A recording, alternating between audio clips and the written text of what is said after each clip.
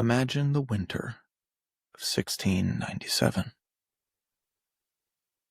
The kind of winter where breath freezes before it leaves your lips, and snow crunches sharp underfoot like breaking glass.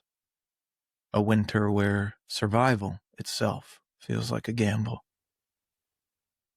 In the woods outside Leonardtown, Maryland, a hut burns.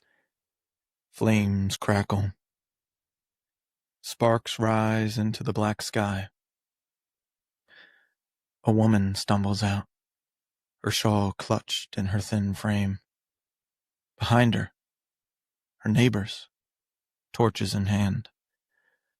Their faces hard, their voices carrying the word witch. Her name was Moll Dyer. Tonight, we're telling her story. The woman driven into the frozen woods. The woman said to have cursed her town. The woman who became Maryland's real Blair Witch. Leonardtown was a small place then, a muddy crossroads with a courthouse at the center, a scattering of timber homes, fields pressed against the edge of the dense woods. Everyone knew everyone, and in a world that small, being different was dangerous.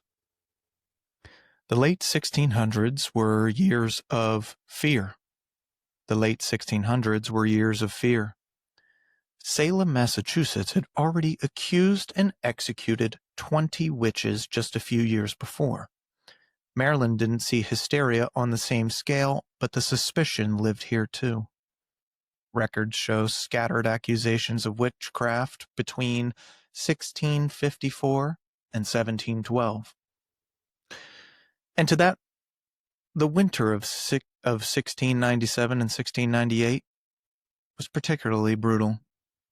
Crops failed, incredible cold, livestock died. A deadly influenza epidemic swept through St. Mary's County. People coughed blood. Children wasted away.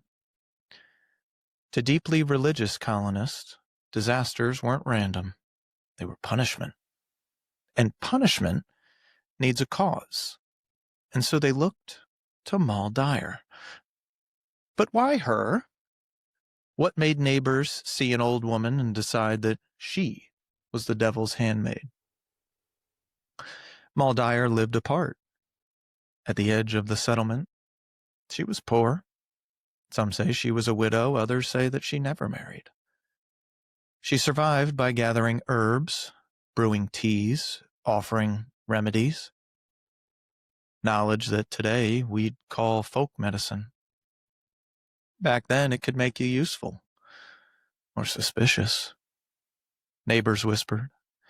If the cow died, it was Moll. If the fever spread, it was Moll. And when enough went wrong in their minds, it had to be her fault.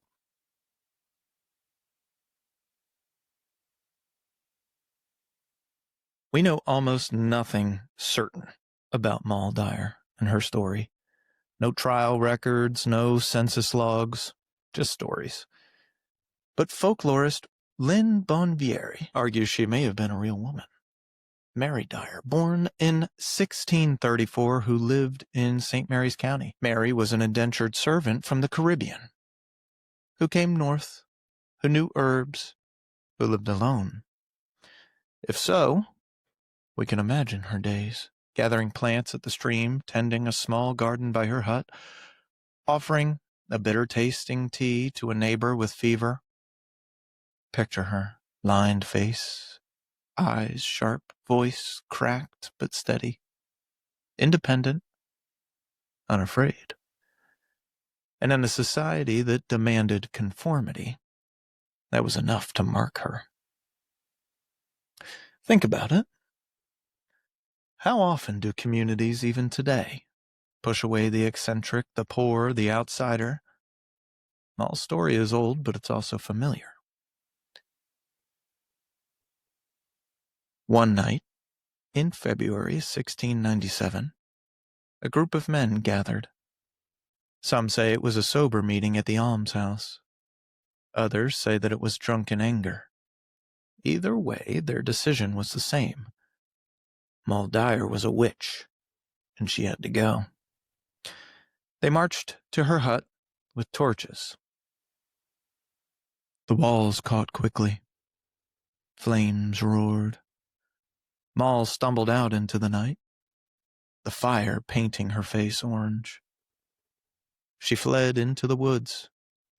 The ground was ice, the air biting, each breath cutting her throat. Branches clawed her arms, snow fell heavy. She ran until her strength gave away. They found her days later, kneeling on a great stone, one hand pressed into its surface, the other raised as if in prayer or in curse, frozen in place, dead of exposure. And from that moment, the legend says, Moll Dyer's curse began. Her curse was simple, that the land and the men who betrayed her would suffer as she did, and for centuries people swore that that curse was real. Blighted crops, sick livestock, sudden storms sweeping through St. Mary's County, a shadowy figure wandering near the ravine, will-o'-the-wisp lights in the swamp, even a headless rider seen at midnight. Children grew up warned, behave, or Moll Dyer will get you. And at the center of it all, the stone, Moll Dyer's rock. For centuries it lay in the woods, avoided by locals. In 1972, it was moved to the courthouse lawn, where it sits today. And even today, people say that touching it brings dizziness, illness, and even camera failures. Others leave flowers or coins to appease Moll's spirit. So was it really a curse? Or just guilt carried forward by each generation? A community telling itself the same story until it feels true. There is no court record. There's no official trial. There's nothing in the archives. And yet, Moll Dyer's name appears on deeds and surveys like Moll Dyer's Run, Moll Dyer's Hill.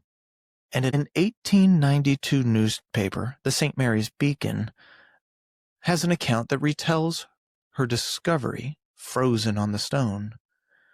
By the late 1800s, her story was entrenched enough that newspapers repeated it as fact. Here's the paradox. The Blair Witch Project convinced audiences by inventing fake documents, fake interviews, fake lore. Moll Dyer convinces because her story has no documents at all. Only whispers, place names, and one cold stone. Today, Leonardtown doesn't fear Moll Dyer. It honors her. The rock sits on display. Every February, the town marks Moll Dyer Day. Not to celebrate the curse, but to promote kindness, to undo cruelty.